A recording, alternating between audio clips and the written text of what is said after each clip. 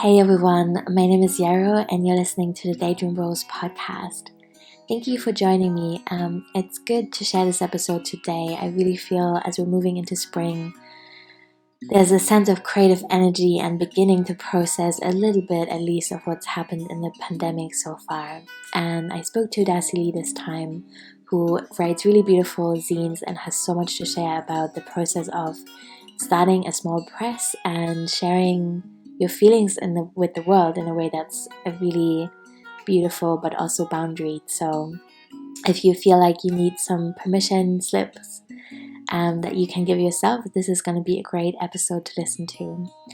Not a lot of updates from me. I'm just here enjoying spring and hanging with my dogs and healing my leg and feeling grumpy about not being able to hug all my friends.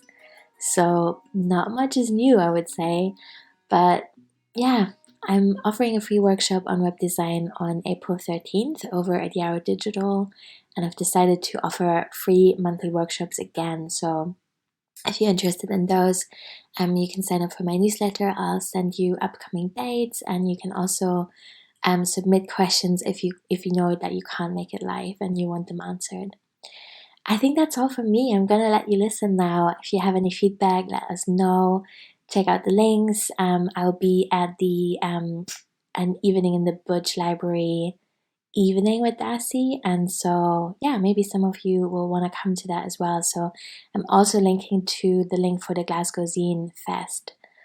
Okay, thank you. Hi everyone. I love it when interviews begin with giggles, which you know is often the case. But anyway, I'm speaking to Darcy Leigh today, who's doing so many beautiful, magical things. I've read all her zines over the years and really love them. They have a special place in my zine trunk, and I think we'll cover a lot of different things from DIY culture to writing zines and academia, as well as archiving feelings today. So I'm excited for that. Darcy, thank you for joining us. Thank you for having me. Do you want to start by telling us what you do and what you're currently feeling excited about? Yes. Well, I make zines, as you said. That might make me a zinester, although how zinesters identify is a whole debate. And I do that under the banner of a small press called Easter Road Press, which I run with my co-publisher, Harry Josephine Giles, who's also my girlfriend and roommate. These zines are about all sorts of things, but often they're about butchness, bodies, queerness, fatness, how shit universities are, all sorts of things. And related to that project or that zine press, I also run a archive called a Butch Archive, which is free and online and at butcharchive.com, where I gather and share things I have found in butch culture. Let me think, what else do I do? Well, when I'm not making zines, or archiving butchness or talking about butchness in a range of different contexts, I'm also an academic, just on the side. And yeah, I'll stop there. Cool. I was giggling about that, which you didn't hear and listeners didn't hear because I'm muting myself when I'm listening for the sound quality. But just to say, there's been giggling here. Thank you. Can you tell us a little bit more about how Easter Road Press came to be? I imagine that there's people listening who might also want to start a small press and just feel a bit mystified about the whole thing, and maybe you can share some wisdom. Okay, so I will tell you the story of how it came to be, and then I will share some tips on how to do it. So I guess two personal incidents began Easter Road Press. The first one was that Josie, that's Harry Josephine Giles, really wanted a stamp. So we ordered a stamp. It was a stamp of a seagull eating some chips, which is what seagulls do on Easter Road in Edinburgh, where we live. And we started stamping things. And apparently, all it takes to start a press is to buy a stamp and stamp things. So that's the first origin story of Easter Road Press. The second origin story is that I was having trouble sharing creative stuff publicly and just doing the creative stuff in the first place, finishing the creative stuff and then sharing it publicly. And Josie gave me this really incredible gift of just 24 hours of their life where they basically sat down with me and helped me finish a zine I was working on. Um, they helped me typeset it, and they provided affirmation when I needed it, and made some suggestions about how to sell it and so on, and just gave me the sort of impetus that I needed to do that. And from that one zine, I just got that power somehow to finish and share my creative work, and it became the very first zine to be released by the press, which Josie and I, subsequently built in order to use our stamp. In terms of how you do it, um,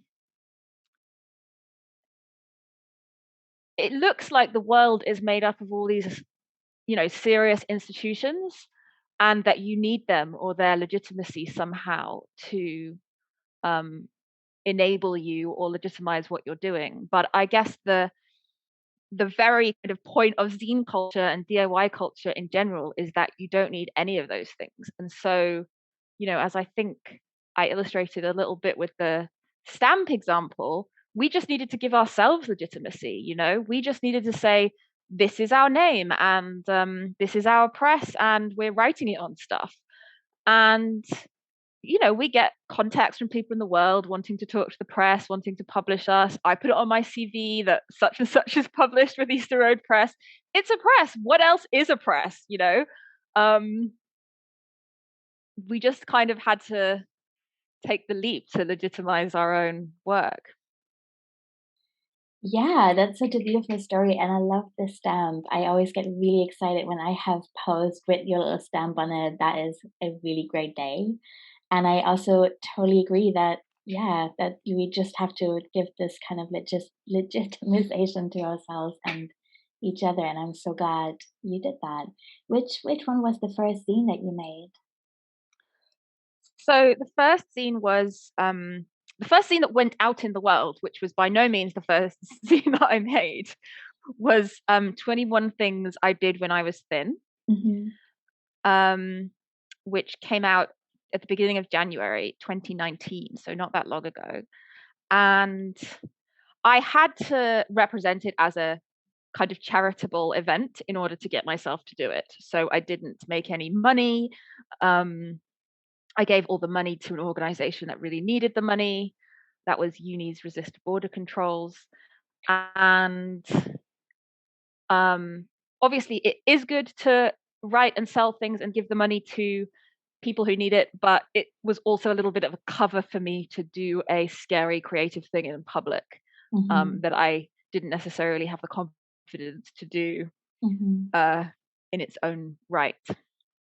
Yeah, I know that mechanism well, or that coping workaround.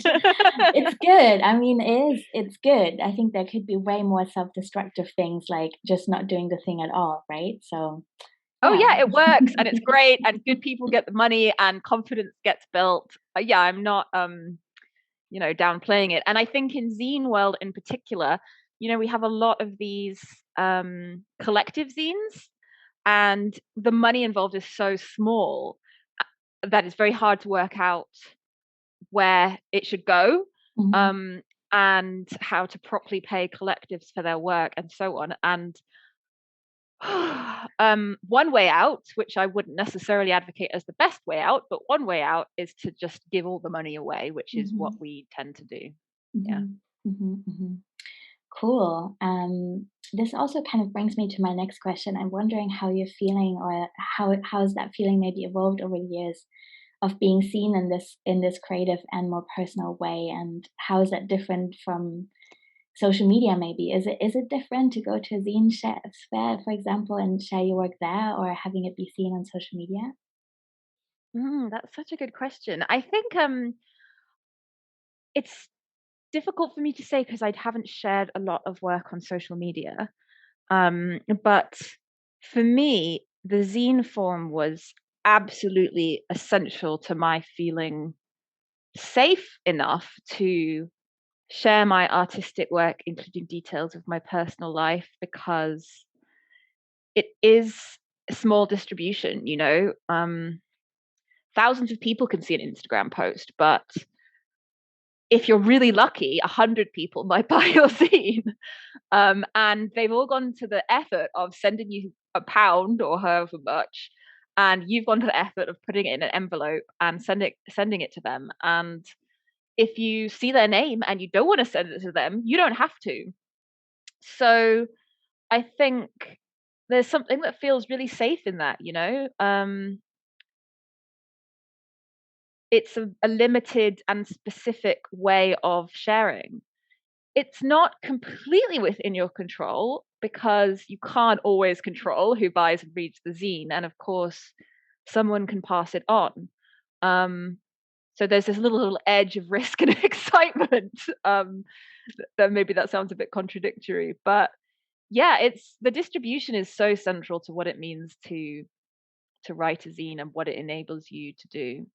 And at the moment, I'm working on this trans kink zine in collaboration with Finch, who runs Below the Belt, a trans kink wear company, and also Sabira Joy, who's a performance artist.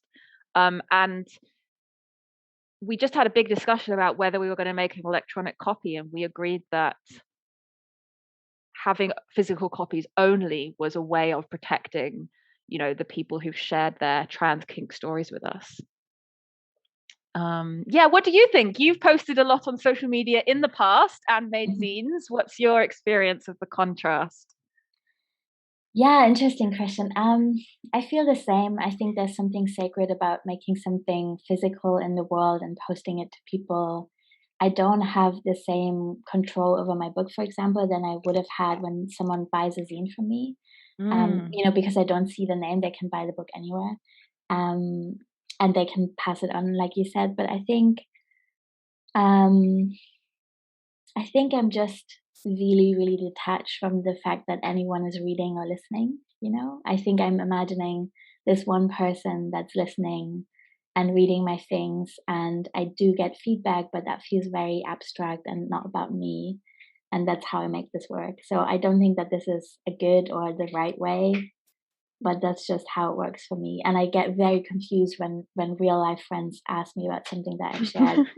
It's just very overwhelming and unpleasant. So, I will bear that in mind. Because it just kind of, it brings into question this structure I've built around myself and my work, where these two different worlds don't overlap, and then someone comes along and it's like, hey, this thing that you said on the podcast the other day, is that really how you feel? I'm like, oh my god, no. This is not how this works. Yeah. But I love the thought of being seen in some ways in a way that's relatable to people. I think that's similar to what you said in the beginning about making it about something that isn't really about you, like giving the money away or supporting a cause or something. I think that I can do, Yeah, I think different people understand kind of art and culture in different ways. And I think, so for example, I haven't yet let my mum read my zines. She knows I make them and she's always asking to read them, and I always say no. And I think my biggest worry is that she will take them as my total and factual narrative of my life, and she'll say, do you really feel like this? If I say that something difficult happened in my childhood, for example, she will see that as my only understanding of that, as blaming her, or she'll think it's factually inaccurate and challenge me, Whereas I hope that most readers appreciate that's like just the way that I've constructed this particular piece of writing, right? And it is true and honest in the sense that it captures feelings and events, but there's always more than one way to do that. So I think, when people respond to your podcast or your zine or whatever, it's weird, isn't it? Because they are seeing a thing you've made, but also it's a thing you've made with a particular purpose. Mm-hmm. Yeah, and I think the stories change over time. I relate so much to what you're saying. I would never let my family read or listen to my things, and I'm really glad that most of them don't really speak English, so there's another barrier there, which is really great. But oh God, I've been in therapy for the past 9 months, and then some of the narratives have changed so much, and I'm so glad that I get to keep some of them really to myself, and also that I get to share them in a way that's fluid and that people understand things can change, and that's okay, and it's part of the process. Yeah. My Uh, mum did ask if she could listen to this podcast, so now oh. I have a extra layer of dilemma around that. Sorry, Mum, if I have let you listen to this in the future. I don't yet know if I will. Yeah. I just wanted to say, sorry, Mhm. just before we move on, that in relationship to the small circulation of zines, I also feel there's something about butchness, which is one of the things that I write about, which isn't, or often isn't,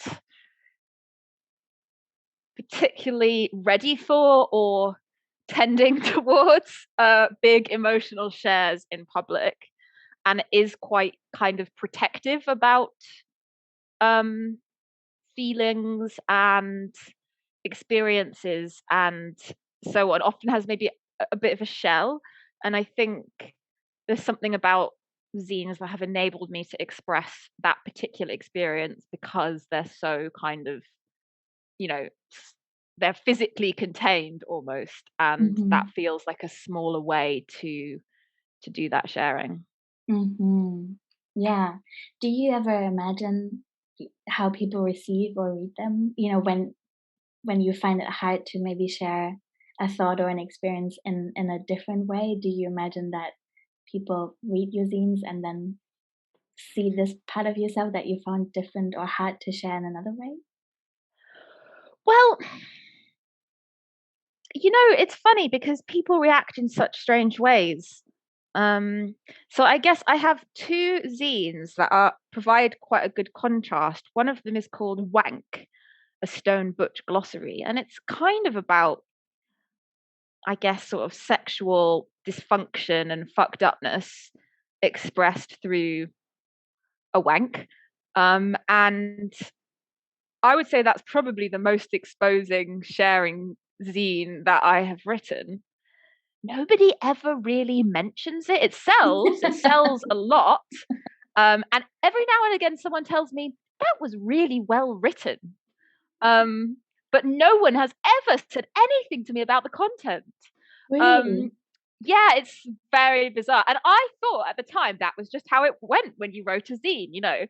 But I've since written Boy Tits, which is a little more celebratory, a little more optimistic, still a bit fucked up, and about, well, boy tits and boy with an I. And people send me emails from all over the world on a daily basis to talk about the contents. They send me um, stories about their chests, stories about things that they did while having a chest, stories about how the zine made them feel, etc. So there's something clearly about reading boy tits that is very different to reading wank. I don't know what to make of it, to be honest. Interesting. Okay. Yeah. Um, hmm. It brings me beautifully to my next question, which is, what does the Butch Archive mean to you? I would love to hear more about that and how it first came to be and how you see it in the future, maybe. So, in order for this to make the most sense, it might make sense for people to go and check it out. It is at butcharchive.com. What it is essentially a website with a bunch of different categories and a bunch of different objects in relating to butch culture.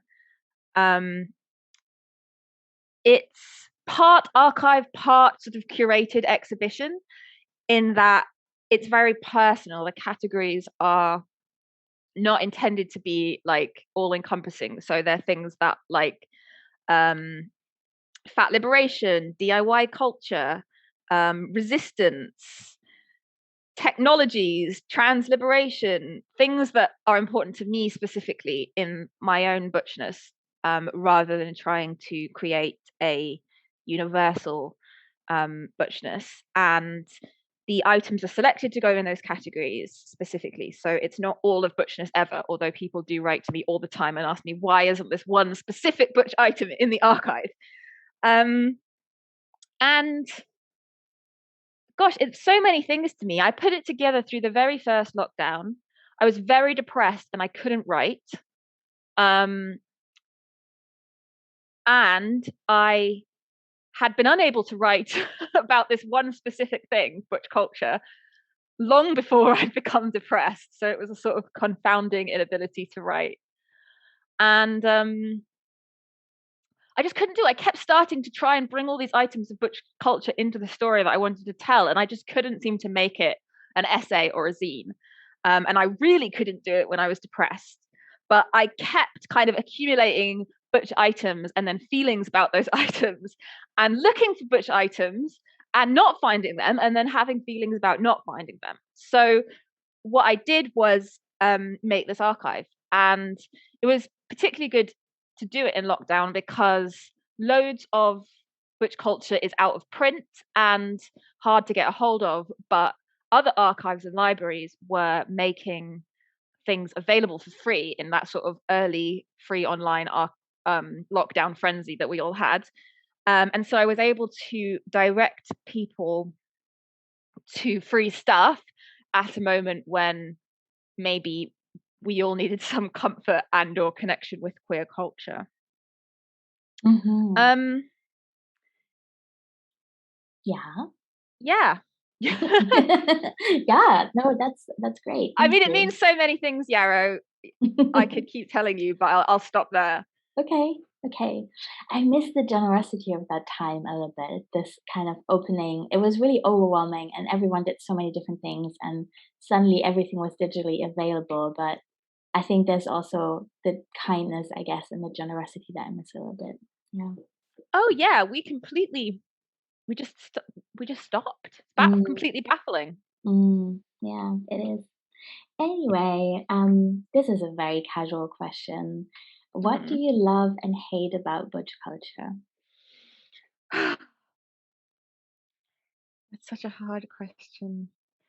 So I think I'm going to start with the hate. Okay. I don't know why I find it easier to answer that question. I hate the narrowness of butch culture. I think that a very specific set of images dominates butch culture. One of them is the kind of working class butch in 1950s America who went to bars, was in relationships, in like butch femme relationships, and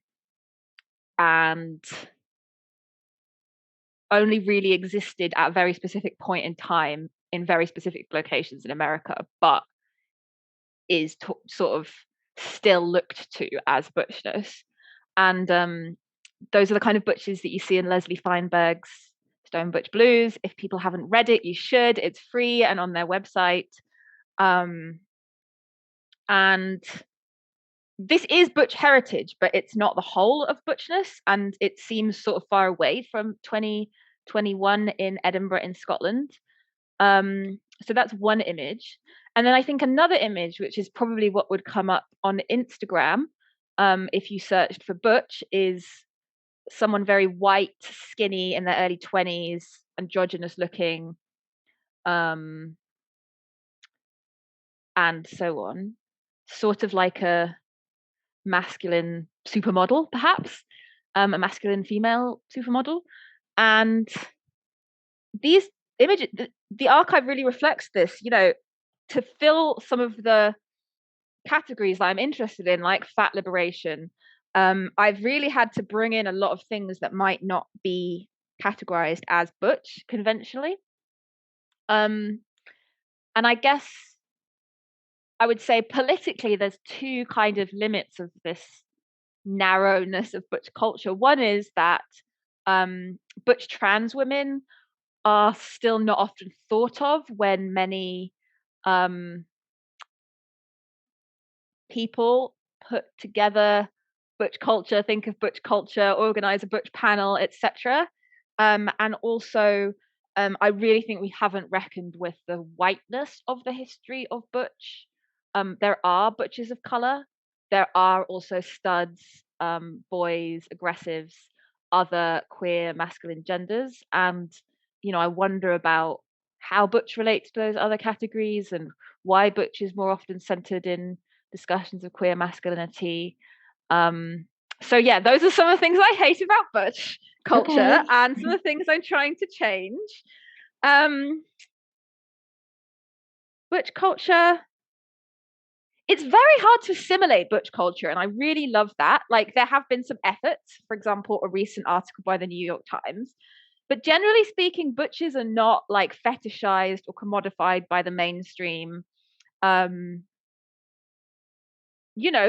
They're seen as sort of ugly and uninteresting, and I love that. I don't want to be interesting to the mainstream. I don't want to be attractive to men. Butches are so often like outside the state in a variety of different ways. Historically have been very active in anti-police demonstrations, have also been victims of police violence, that sort of thing. So yeah, there's this real sort of outsider resistance dimension of butchness that I love and I see reflected in butch culture. Thank you.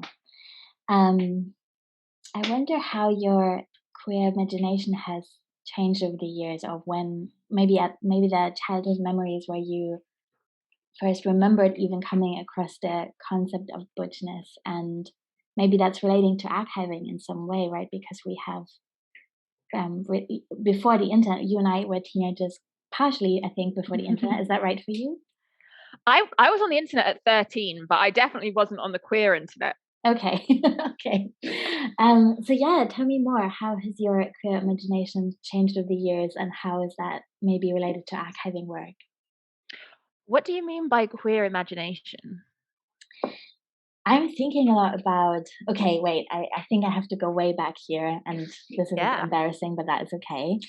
I think I'm interested in how our relationship to youth culture has changed through lockdown, because and this is maybe really far out for some of us, that's okay.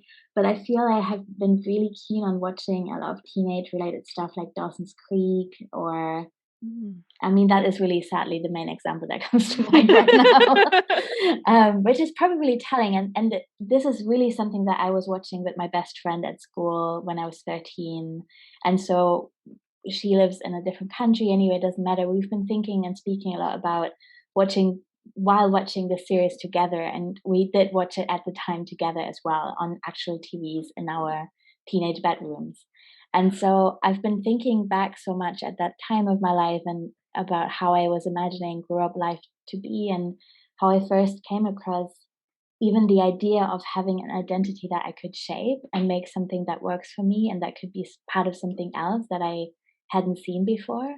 And in some ways, obviously, that was exciting and healing and full of possibility. And in some ways, that's been really disappointing and difficult and complex and not what I had imagined. And yeah, does that make sense? Yeah, I mean, firstly, it's amazing that you're rewatching this series with someone you watched it with as a teenager. And this, by the way, would make a great zine. Um, like, you must be having so many thoughts about how things are different. Oh yeah. Which some of which I guess you're describing to me now. And also, when you were watching Dawson's Creek then, those were adults playing teenagers, and now they're 20-year-olds, right? Now they're much younger than us. Yeah. So yeah, that's wow, you must be having so many feelings. I don't think I could even cope with that many feelings. Okay, so I think I have a really specific and also somewhat embarrassing story of queerness, in that I was very invested when I was younger in being cool, and in a sort of cool that was attached to like being different. So yeah, like various forms of subcultures and countercultures.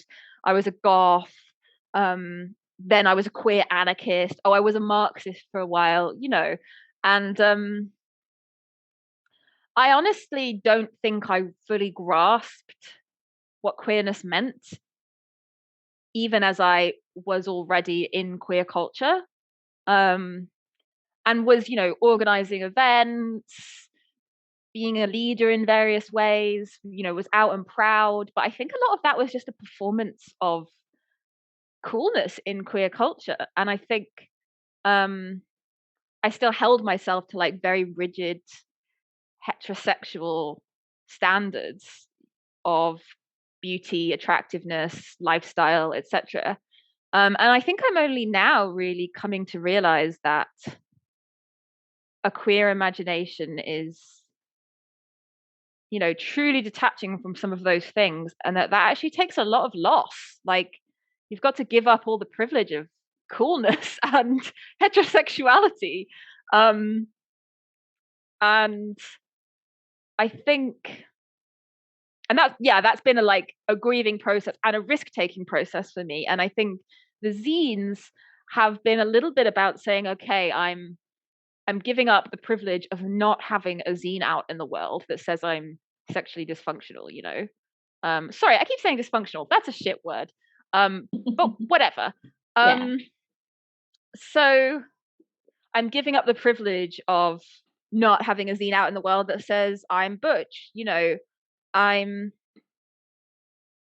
and that's hard. And I think it's something I've really came to later rather than earlier.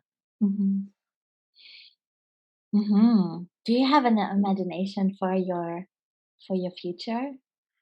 Oh gosh.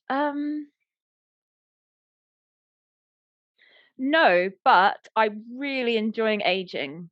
Mm-hmm. Me too. I'm really looking forward to more of it. Yeah, me too. Mm-hmm. I think there's something kind of queer about aging, because it's, for me personally, I know this isn't the same for everyone, especially for a lot of cis women, but for me, I find aging is a process very much outside of other narratives of the body that I have contended with. Mm-hmm. And it's just really nice to have something happen to my body that's not emotionally fraught. Again, I know that's not true for everyone, but for me, Mm-hmm. I'm like, oh my God, there's a wrinkle, that's Yeah, amazing. yeah. And it's not some of the things that I've been destroyed about in the past have been things like getting fatter and thinner, or fitter or less fit, or more or less able-bodied, or more or less read in a certain way. But yeah, a wrinkle is just a wrinkle. It's great. Mm-hmm. Yeah, yeah, I agree. Mm-hmm. Do you want to tell us which of your zines you loved writing the most, or maybe you loved sharing the most? Okay, so I think I loved writing. Okay, I'm going to say two zines. One of them is Boy Tits, and sharing it has just been such a phenomenal experience, because so many people have got in touch to say it's meaningful for them. And there's so many people out there struggling with feelings about their chest, and it tries to like celebrate chests and also hold the difficulties of having one for some people. And it's covered in navy blue glitter, which is both butch and fabulous. And yeah, it's just been cool to do something that people feel good about. Maybe that's actually your whole job, Yarrow, now that I think about it. But I don't often get to do that for people. Yeah. Yeah. Okay. Yeah. Thank you. And before you go, can you tell us a little bit more about this other part of your life in academia, and how zine making maybe helps you recover from that when you need recovering? So I'm also an academic, where my zines are very personal and sometimes hilarious. My academic life is very serious, and about, well, I do two things as an academic. One, I help coordinate a program for students taking so-called non-traditional routes into the university. So people who are the first in their family to go to university, students with disabilities, students of color, students from working class neighborhoods, older students, etc. That is wildly fun. And the second thing I do is write and research about colonialism, British colonialism specifically. And yeah, there's a lot of offices involved. There are meetings, there are hierarchies, there are careers, there are, horrific job cuts and so on. And it's a very coercive environment, the university. And with regards to writing specifically, it's so disempowering, I cannot tell you. So you're writing for a journal or a publisher. You have to write something that is interesting to them. You have to write in the language that is relevant to them. You have to make arguments that are convincing to them. You have to do this to keep your job, and you're rewarded more for writing for more conservative publishers. It's just, so you send them the thing, they send it back saying how to do it better. You send it back, they send it back saying how to do it better. It's just, there's no control basically over what you do. You're not encouraged to have an original creative thought or express it in an original creative way, and you're not encouraged to take ownership over the process. So writing a zine is completely the opposite. You have total control over everything, and even the paper and the cover. In academia, we don't believe that covers matter. We put hardbacks on things, ugly hardbacks on things, charge £80 for them, aka make sure no one will ever read or buy or enjoy them. But in zine life, I can choose to put navy blue glitter on something, and I can say, this is good enough, it's ready to go. And I can say, I do want feedback, and I'm going to choose the people whose feedback I value, who will help me shape the project. And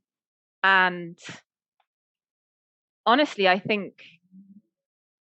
don't think my creative self would have survived. It didn't survive academia for many years, and I think the zines have been a huge part of reclaiming my sense of agency, and not just like when it comes to writing, but academia teaches me I shouldn't even get to be the boss of what I wear in the morning. Everything should be determined by the system. The zine is like, no, you do what you want to do. Yes. Mm-hmm.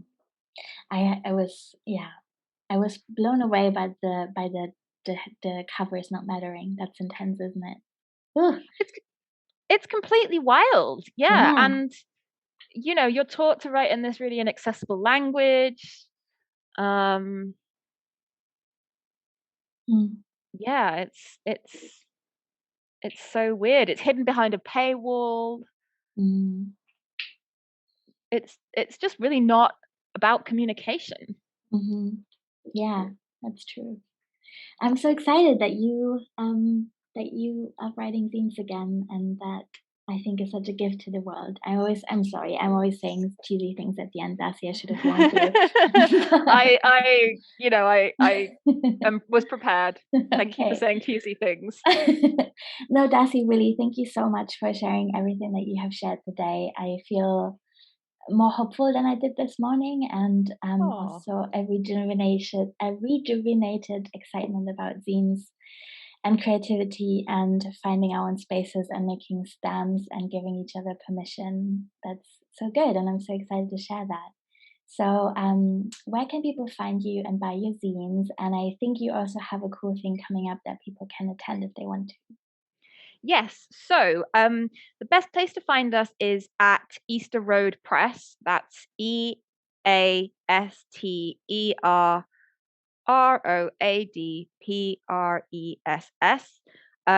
That's on Instagram. We do have a Facebook account, but we don't really use it. It's the same. And then through our link in our bio on Instagram, you can find our shop. It's not the best stocked at the moment, but it will be more stocked over the coming days. And you can also find a link to our website, which is just easterroadpress.com. the exciting event which is coming up is part of Glasgow Zine Fest, which is something else you could check out, which is running for the month of April, doing loads of cool stuff. It's just a really amazing zine fest in terms of what it does and how it does it. I think they're Glasgow Zine Library on Instagram. And I am doing the closing event for the fest, which will be an evening in the Butch archive where I will talk a bit about the project. It will only be a little bit of me talking and hopefully quite a bit of interaction. I want to run an interactive tour of the archive and just talk about, Butch culture and DIY archiving with some cool people in general. That event is a sliding scale starting at 0. It's also audio described, live captioned, and BSL interpreted, which I am very excited about. Me too. I'll be there. Thank you so much, Darcy. I'll link to that in the show notes as well, in case people didn't catch that. And again, thank you so much. Thank you. What a joy.